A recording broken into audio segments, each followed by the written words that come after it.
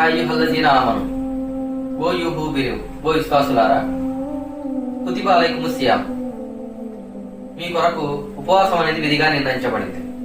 కమా కుతిబా అలల్లజీన మిన్ కబ్లికుం, ఎలా అయితే మీ పూర్వీకుల కొరకు నిర్ణయించబడినదో, లల్లకుం తత్తఖూన్, so that you may attain God consciousness, తద్వారా మీరు దైవభీతి పొందుతారు అని. అయితే ఈ రంజాన్ నెలలో ముస్లింలందరూ ఉపవాసాన్ని విధిగా పాటిస్తూ ఉంటారు. ఈ రంజాన్ నెలలో హెల్దీ డైట్ అనేది ఎలా ఉంటుందో మనం డిస్కస్ చేసుకుందాం. ఉపవాసం మనకి సహజంగా సన్ రైజ్ నుంచి సన్సెట్ వరకు ఉంటుంది. సన్ రైజ్ కి ముందు తినే మీల్ ని మనం ప్రీడాన్ మీల్ అంటే సెహరీ అని అంటాం. సన్సెట్ తర్వాత తినే మీల్ ని ఇఫ్తార్ అంటాం. ఇప్పుడు మొదటగా సెహరీని కనుక చూసుకున్నట్లయితే అన్నిటికంటే ఫస్ట్ ఇంపార్టెంట్ అయిన పాయింట్ డిలేల సెహరీ. మీరు సెహరీలో తినే మీల్ ఏదైతే ఉందో అది ఎంత వీలైతే అంత లేట్ గా తినడానికి ట్రై చేయండి. అంటే మీ సెహరీ టైం 4:30 అయితే ఆ లాస్ట్ 4:25 దాకా కూడా మీరు యూజ్ చేసుకొని తినండి. అంతేగాని 4 మొత్తం కంప్లీట్ చేసి మళ్ళీ పడుకుందామని ట్రై చేయండి. హదీస్ లో ప్రాఫెట్ ముహమ్మద్ సల్లల్లాహు అలైహి వసల్లం గారు కూడా ఇలా చెప్పారు, never miss the sehri and ఇదే the sehri for last minute. సెహరీలో ఇప్పుడు మనం ఏం తినాలి అంటే ఒక 4 ఐటమ్స్ కంపల్సరీ ఉండాలన్నమాట. అది carbohydrates, proteins, fibre and fruits. So carbohydrates మొదట. కార్బోహైడ్రేట్స్ మళ్ళీ మనకి 2 టైప్స్ ఉన్నాయన్నమాట, simple carbohydrates and complex carbohydrates. ఈ సింపుల్ కార్బోహైడ్రేట్స్ అంటే మనం ఈ సింపుల్ కార్బోహైడ్రేట్స్ తీసుకున్నప్పుడు అవి మన బాడీలో తొందరగా అరిగిపోయి ఇన్స్టెంట్ గా ఎనర్జీని ఇస్తాయి అనమాట. తర్వాత మళ్ళీ చాలా త్వరగా ఆకలేసేస్తుంది.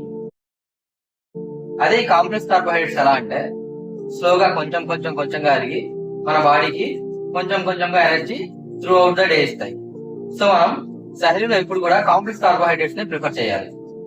కాంప్లెక్స్ కార్బోహైడ్రేట్స్ అంటే ఏమేమి వస్తాయంటే oats, brown rice and whole grains లాంటివి వస్తాయి అన్నమాట. సో ఇలాంటివి రోజుకొక ఐటమ్ చొప్పున తీసుకోవాలి. Next coming to proteins. Proteins అనేది చాలా ఇంపార్టెంట్ మన బాడీకి, ఇవి కంపల్సరీ ఉండాలి.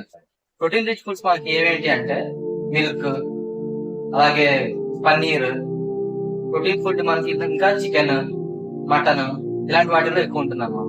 సో రోజు కొంచెం ప్రోటీన్ ఫుడ్ కూడా ఒక ఐటమ్ మనం ప్రిఫర్ చేయాలి. అలాగే జిమ్కి వెళ్ళే వాళ్ళు ఎవరైనా ఉంటే 1 scoop of protein powder with milk కూడా తీసుకోవాలి, అంటే 30 grams of protein powder. Next coming to fruits. Fruits కూడా కంపల్సరీగా మనం 1 ఆఫ్ ద ఐటమ్ కింద ఉంచుకోవాలి సెహరీలో. ఎందుకనంటే ఈ ఫ్రూట్స్ లో మనకి కావాల్సినంత వాటర్ అండ్ వైటమిన్స్ మనకి లభిస్తూ ఉంటాయి. So that through out the day dehydrate అవ్వకుండా కాపాడతాయి. Next coming to fibre. Fibre rich food మనం ఎంత తీసుకుంటే అంత మంచిది, ఎందుకంటే ఈ డైజెషన్ ని డిలే చేసి కొంచెంగా ఎనర్జీని మనకి హోల్ డే అందించడానికి ట్రై చేస్తాయి. ఫైబర్ ఫుడ్ ఏంటంటే బనానాస్, క్యారెట్స్ ఇలాంటివి వస్తాయి అన్నమాట. Next coming to iftar. Do iftar as early as possible. అంటే ఇఫ్తార్ ఏదైతే ఉందో ఫర్ ఎగ్జాంపుల్ 6:30 కనుక ఇఫ్తార్ సమయం ఉన్నట్లయితే మీరు 6:30కే తినడం స్టార్ట్ చేసేయండి, అంతేగాని 7 దాకా వెయిట్ చేయొద్దు. అలాగే ఇఫ్తార్ లో ఏం తీసుకోవాలంటే minimum 2 glasses of water with lemon or ORS sachets. Lemon water కానీ ఓఆర్ఎస్ ప్యాకెట్స్ తో కానీ స్టార్ట్ చేయండి. సో దట్ మీరు ఎలక్ట్రోలైట్స్ ఉంటే రీప్లేస్ అవుతారు, ఎలక్ట్రోలైట్స్ మీకు అందుతాయి అన్నమాట. అలాగే సింపుల్ కార్బోహైడ్రేట్ అనేది ఇఫ్తార్ లో తినొచ్చు, ఎందుకంటే ఏమైనా నీరసంగా ఉన్నా కూడా ఆ సమయానికి మీకు ఇన్స్టెంట్ గా ఎనర్జీ అనేది లభించి ఎనర్జీ. ఎవరైనా జిమ్ కి వెళ్లే వాళ్ళు కనుక ఉన్నట్లయితే ఇఫ్తార్ లో whey protein, milk and fruits ఈ 3 కలిపి సలాడ్ కింద తయారు చేసుకొని అది తినొచ్చు అన్నమాట. దీని తర్వాత ఒక 1 hour గ్యాప్ తీసుకొని దాని తర్వాత you can have your dinner.